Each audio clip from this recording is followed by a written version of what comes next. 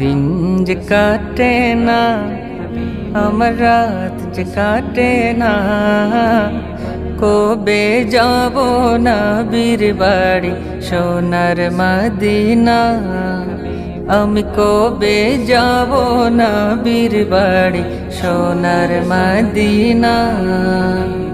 ইয়া রাসূলুল্লাহ ইয়া হাবিবাল্লাহ।